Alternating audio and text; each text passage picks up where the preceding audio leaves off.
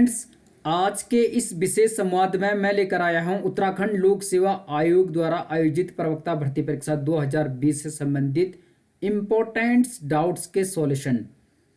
जैसे कि आप जानते हैं, 8 फरवरी 2022 को उत्तराखंड लोक सेवा आयोग द्वारा अभिलेख सत्यापन सूची जारी कर दी गई है, यानी डॉक्यूमेंट वेरिफिकेशन लिस्ट आयोग की साइट पर अपलोड कर दी गई है। तो कई लोगों के दिमाग में कई सारे डाउट्स हैं, उनके सॉल्यूशन आपको यहाँ पर मैं देने वाला हूँ।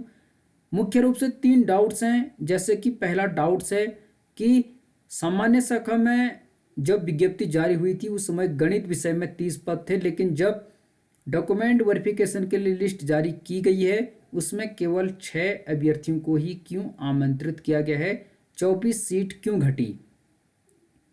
और 2 डाउट्स हैं महिला शाखा से संबंधित। पहला है फिजिक्स और दूसरा है भूगोल। फिजिक्स में 2 पद थे और भूगोल में 1 पद था, तो दोनों विषय में लिखा है नो कैंडिडेट अवेलेबल। ऐसा आयोग ने क्यों लिखा? क्योंकि कई लोग प्रश्न पूछ रहे हैं कि क्या कोई भी ऐसा अभ्यर्थी नहीं मिला जो जनरल कैटेगरी में 90 नंबर, ईडब्ल्यूएस और ओबीसी में 80 नंबर और एससी एसटी कैटेगरी में 70 नंबर नहीं ला पाया, जबकि कई लोगों के मार्क्स 90 प्लस हैं, 80 प्लस हैं, 70 प्लस हैं। तो ऐसा क्यों हुआ है? क्या रिजल्ट्स में गड़बड़ी है? इस सारे डाउट्स को मैं यहाँ पर क्लियर करने वाला हूँ। आप सत्र को देखने की कोशिश कीजिए। जैसे कि आप यहाँ पर देख पा रहे हैं, यह उत्तराखंड लोक सेवा आयोग द्वारा जब 9 अक्टूबर 2022 को प्रवक्ता भर्ती हेतु विज्ञापन जारी किया गया था, तो यह मूल विज्ञापन है। इसमें मैं आपको पहले दिखा देता हूँ कि गणित विषय में कुल पद कितने थे कैटेगरी वाइज और क्षैतिज आरक्षण के अनुसार, उसे मैं आपको यहाँ पर दिखाने की कोशिश करूँगा। ये आप यहाँ पर देख लीजिए कैटेगरी वाइज पदों को कैसे डिवाइड किया गया था। सामान्य शाखा में कुल 544 पद थे और उसमें से गणित में केवल 30 पद थे। आप यहाँ पर देख सकते हैं, जिससे कि आपके सारे डाउट्स क्लियर होंगे। तो प्रवक्ता संवर्ग सामान्य शाखा विषयवार कुल 544 पद थे। उसके बाद आप यहाँ पर क्रम संख्या 6 पर देखिए, गणित विषय में मैं आपको दिखा रहा हूँ, क्योंकि इसमें 30 के बजाय आयोग ने पदों को घटाकर 6 कर दिया। इसमें कुल 30 पद थे। अनुसूचित जाति के लिए 7 पद थे, अनुसूचित जनजाति के लिए 1 पद था, अन्य पिछड़ा वर्ग के लिए 5 पद थे, आर्थिक रूप से कमजोर वर्ग के लिए 3 पद थे और अनारक्षित थे 14 पद। कुल थे 30 पद। लेकिन जब डॉक्यूमेंट वेरिफिकेशन के लिए आयोग ने अपने साइट पर लिस्ट जारी की तो उसमें केवल 6 अभ्यर्थियों को ही वेरिफिकेशन के लिए बुलाया है, बाकी 24 सीट घटा दी गई है। ऐसा क्यों हुआ, इसे समझने की कोशिश करते हैं। तो आगे बढ़ते हैं, आपके सारे डाउट्स यहाँ पर क्लियर करने की मैं कोशिश कर रहा हूँ।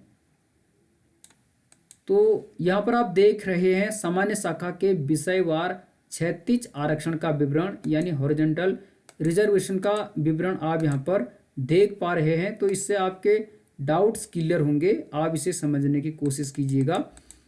तो पहले तो मैं आपको बता देता हूँ कि इसमें यहाँ पर विषय है, यहाँ पर कुल रिक्त पद हैं, यहाँ पर फिर विषयवार दिव्यांगता की उपश्रेणी का चिन्हांकन है, फिर इसमें अनुसूचित जाति क्षैतिज आरक्षण है, अनुसूचित जनजाति क्षैतिज आरक्षण है, ओबीसी क्षैतिज आरक्षण है, ईडब्ल्यूएस क्षैतिज आरक्षण है और जनरल क्षैतिज आरक्षण है।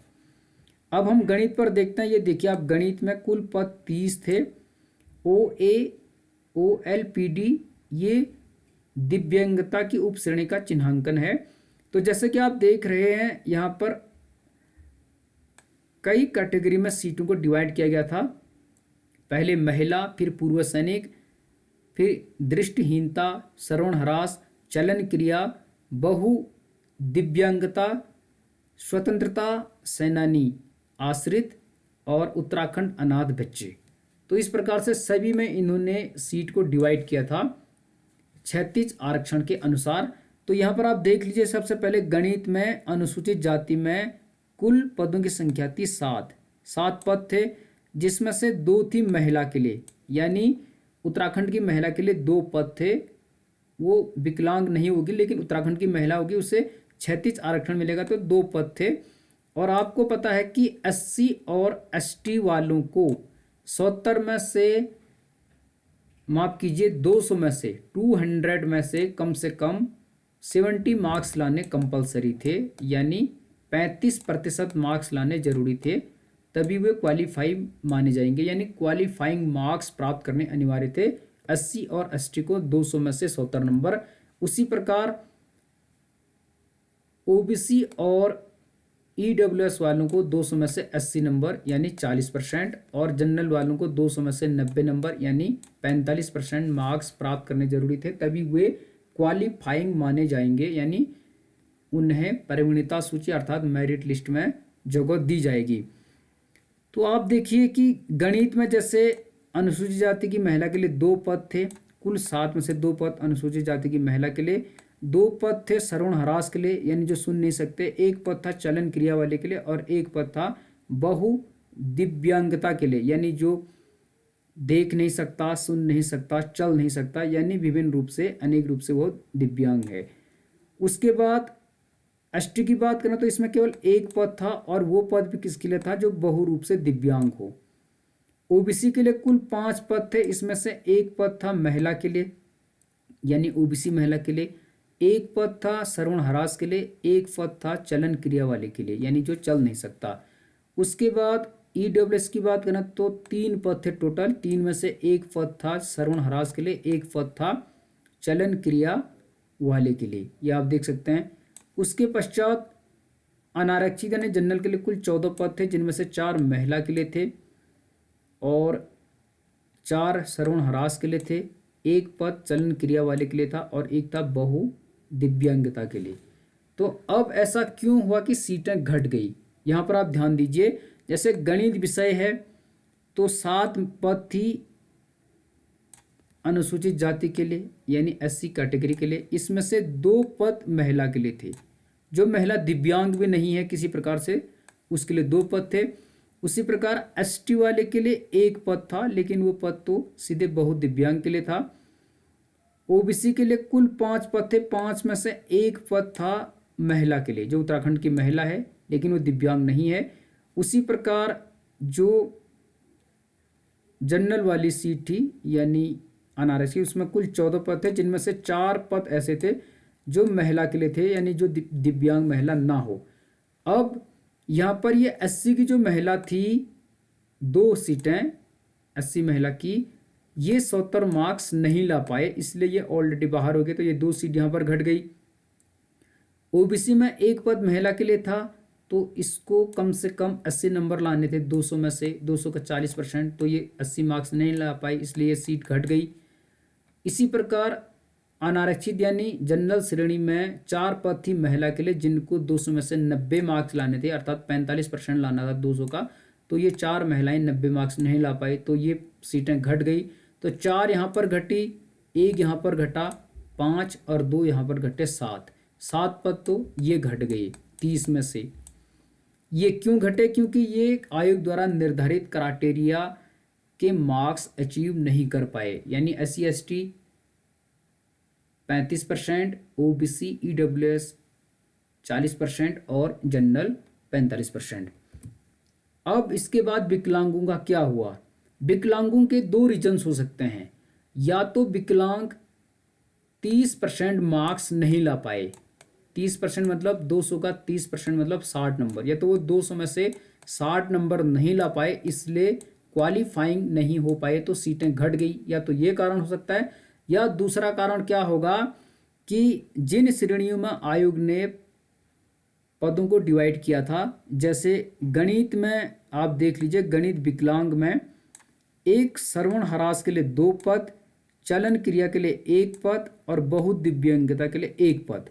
उसी प्रकार एसटी में कुल पद 1 था और वो पद था बहु दिव्यांगता के लिए। ओबीसी की बात करें तो कुल 5 पद थे, जिसमें से 1 पद था श्रवण ह्रास के लिए और 1 पद था चलन क्रिया वाले के लिए। और उसी प्रकार ईडब्ल्यूएस के लिए कुल जो पद थे वो 3 थे, 3 में से 1 पद था श्रवण ह्रास के लिए, 1 पद था चलन क्रिया के लिए। और अनारक्षित में कुल पद यहाँ पर आप देख सकते हैं 14 थे, तो 14 में से 4 पद थे श्रवण ह्रास के लिए, यहाँ पर आप देख सकते हैं, और चलन क्रिया वाले के लिए 1 पद था और बहु दिव्यांगता के लिए 1 पद था। तो इसका मतलब ये हुआ कि या तो इन लोगों ने परीक्षा दी परंतु ये लोग 200 में से 60 नंबर नहीं ला पाए, अर्थात क्वालिफाइंग मार्क्स नहीं ला पाए, इसलिए ये सीटें रिक्त रह गई। या इन कैटेगरी में किसी ने अप्लाई ही नहीं किया, इसलिए ये सीटें ऑलरेडी रिक्त हो गई। क्योंकि हो सकता कोई श्रवण ह्रास नहीं होगा इस विषय में, चलन क्रिया वाला भी नहीं होगा, बहुत दिव्यांगता वाला भी नहीं होगा, तो किसी ने अप्लाई नहीं किया होगा, इसलिए आयोग ने सीटें रिक्त कर दी। या ये लोग 200 में से 60 नंबर नहीं ला पाए, अर्थात 200 का 30% मार्क्स अचीव नहीं कर पाए, इसलिए ये सीटें रिक्त रह गई। यही कारण है कि मैथ्स में सीट घट के 30 में से 24 रह गई। अब हम जानते हैं महिला शाखा में। महिला शाखा में आप यहाँ पर देख लीजिए, जो रिजल्ट जारी हुआ है उसमें मैं आपको यहाँ पर दिखा देता हूँ। महिला शाखा का रिजल्ट यहाँ पर आप देख सकते हैं, ये है प्रवक्ता समग्र महिला शाखा। इसमें अंग्रेजी विषय में देख लीजिए आप, नो कैंडिडेट अवेलेबल ऐसा लिखा है, ठीक है। उसी प्रकार भौतिक विज्ञान में भी लिखा है नो कैंडिडेट अवेलेबल, यानी कोई अभ्यर्थी इनको नहीं मिला। और सेम यहाँ पर लिखा है भूगोल में नो कैंडिडेट अवेलेबल। तो ऐसा क्यों लिखा है भौतिक विज्ञान में, अंग्रेजी में और भूगोल में, इसको भी मैं यहाँ पर क्लियर करने की कोशिश करूँगा। तो 3 विषय में नो कैंडिडेट अवेलेबल लिखा है। तो यहाँ समझते हैं इस गणित को, इसके पीछे वास्तव में क्या रणनीति है, ठीक है। आगे बढ़ रहे हैं हम। ये है महिला शाखा, जो कि मूल विज्ञप्ति थी। प्रवक्ता समग्र महिला शाखा विषयवार कुल पद थे 27, जो कि आप देख पा रहे हैं। इसमें हम देखेंगे किसको, एक अंग्रेजी को, दूसरा भौतिक विज्ञान को और तीसरा हम देखेंगे भूगोल को। तो देख लीजिए, अंग्रेजी में केवल एक पद था, एक ही पद था, और वो पद किसके लिए था, अनारक्षित, यानी जनरल कैटेगरी के लिए था एक पद। अब रीजन आगे बताऊंगा कि ये एक पद था परंतु यहाँ पर नो कैंडिडेट अवेलेबल क्यों लिखा आयोग ने, अभी बताऊंगा मैं, ध्यान दीजिए आप। उसी प्रकार से भौतिक विज्ञान में 2 पद थे, उसमें से भी एक पद अनुसूचित जाति के लिए था और एक पद था अन्य पिछड़ा वर्ग के लिए, ये आप देख लीजिए, ठीक है। और भूगोल की बात करें तो भूगोल में केवल एक पद था और वह पद था किसके लिए, जनरल के लिए, यानी अनारक्षित था। तो इन विषयों में आयोग ने नो कैंडिडेट अवेलेबल क्यों लिखा, अब इस पर बात करते हैं, तब आपके डाउट क्लियर हो जाएंगे।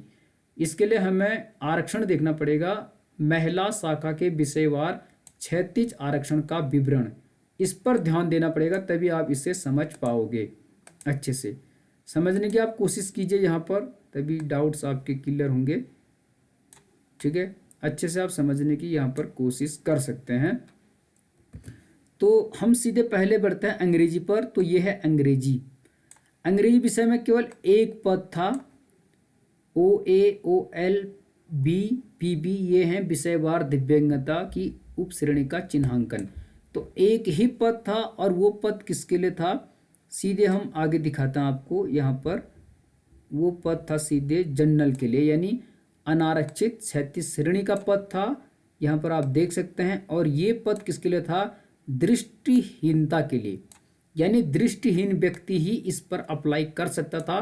तो ये पद इसलिए रिक्त रहा होगा, या तो इस दृष्टिहीन व्यक्ति ने एग्जाम दिया और ये क्वालिफाइंग मार्क्स नहीं ला पाया। क्वालिफाइंग मार्क्स मतलब विकलांग श्रेणी में 30% लाने पड़ते हैं 200 का, तो 200 का 30% यानी 60 नंबर। तो या तो ये व्यक्ति इतने मार्क्स नहीं ला पाया, इसलिए ये सीट रिक्त रह गई। दूसरा कारण यह हो सकता है इस विषय में दृष्टिहीनता वाला कोई अभ्यर्थी था ही नहीं, यानी इस कैटेगरी में किसी ने आवेदन ही नहीं किया था। तो स्वाभाविक सी बात थी कि इस सीट ने रिक्त रहना था, तो आयोग ने नो कैंडिडेट अवेलेबल लिखना था, यानी यहाँ पर कोई अभ्यर्थी मिला ही नहीं। तो मुझे लगता है यहाँ पर किसी ने अप्लाई नहीं किया इस श्रेणी में, क्योंकि अंग्रेजी में दृष्टिहीनता वाला कोई भी व्यक्ति नहीं होगा। अब हम जानते हैं भौतिक विज्ञान। इसमें 2 पद थे और वो थे OA, OL, PD वालों के लिए, यानी जिसमें दृष्टिहीन, चलन क्रिया, श्रवण बाध्यता ये आते हैं। तो इसमें से आप देख सकते हैं एक पद तो था अनुसूचित जाति के लिए, और वो भी किसके लिए था, चलन क्रिया के लिए, यानी जो चल नहीं सकता, यहाँ पर आप देख लो, जो चल नहीं सकता उसके लिए था फिजिक्स में एक पद। तो इसमें भी यही हो सकता है कि या तो ऐसा कोई कैंडिडेट था जिसने एग्जाम दिया और वो 30% मार्क्स नहीं ला पाया, यानी 60 नंबर नहीं ला पाया, इसलिए सीट कम हो गई। और या इसमें किसी ने अप्लाई ही नहीं किया, यानी भौतिक विज्ञान में कोई भी ऐसा अभ्यर्थी नहीं था जो चलने की वजह से आवेदन कर सकता था, यानी चलन क्रिया की प्रॉब्लम वाला कोई नहीं था इस विषय में। या तो ये रीजन हो सकता है, या एग्जाम दिया और 30% मार्क्स नहीं ला पाया। और दूसरी जो सीट थी वह थी ओबीसी के लिए, भौतिक विज्ञान में एक पद था, और वह भी किसके लिए था, श्रवण ह्रास के लिए, यानी जो सुन नहीं सकता। यहाँ पर आप देख लीजिए, तो इसमें भी यही हो सकता है कि यदि इस व्यक्ति ने एग्जाम दिया और 30% मार्क्स नहीं ला पाया, यानी क्वालिफाइंग मार्क्स प्राप्त नहीं कर पाया, 200 में से 60 नंबर नहीं ला पाया, इसलिए सीट रिक्त रह गई। या इस श्रेणी में कोई भी व्यक्ति नहीं मिला, यानी इसमें किसी ने आवेदन किया ही नहीं, इसलिए आयोग ने लिख दिया नो कैंडिडेट अवेलेबल। इसके अलावा अब हम जानते हैं तीसरा भूगोल। भूगोल में एक ही पद था, और वो पद किसके लिए था, आप डायरेक्ट देख लीजिए। वह पद था जनरल कैटेगरी के लिए, यानी अनारक्षित, 36 आरक्षण था। और किसके लिए था ये, श्रवण ह्रास के लिए, यानी सुन नहीं सकता। तो इसका मतलब भी ये हुआ कि भूगोल में या तो एक व्यक्ति ने आवेदन किया या कुछ लोगों ने आवेदन किया, लेकिन कोई भी 200 में से 60 नंबर नहीं ला पाया, अर्थात 30% मार्क्स नहीं ला पाया। या तो ये कारण हो सकता है, इस वजह से सीट रिक्त हो सकती है, या भूगोल विषय में श्रवण ह्रास कैटेगरी में किसी ने अप्लाई किया ही नहीं, इस वजह से सीट रिक्त रह गई और आयोग ने लिखा नो कैंडिडेट अवेलेबल।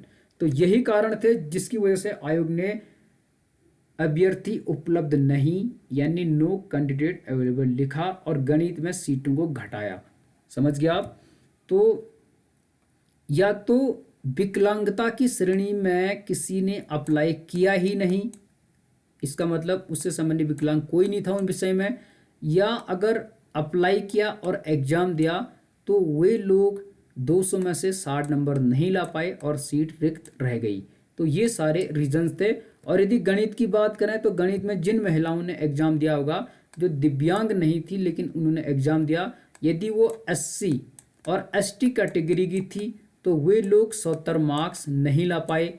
यदि वे लोग ओबीसी और EWS वाले थे तो ये लोग 80 मार्क्स नहीं ला पाए, और यदि ये लोग जनरल वाले थे तो ये लोग 90 मार्क्स नहीं ला पाए, इसलिए आयोग ने इन सीटों को घटा दिया।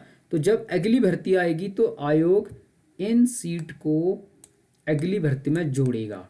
साथ ही आप जानते हैं कि गणित का जो रिजल्ट है वह आयोग में भी विचाराधीन है, यानी आयोग में उस पर सुनवाई होनी है। तो इसलिए भी आयोग ने इस रिजल्ट पर इस प्रकार की अपनी राय दी है। तो मुझे लगता है आपके सारे डाउट्स क्लियर हुए होंगे, मैंने आपको यहाँ पर समझाने की कोशिश की है। वीडियो अच्छी लगी तो लाइक कीजिए और शेयर कीजिएगा। Thank you so much, all the best.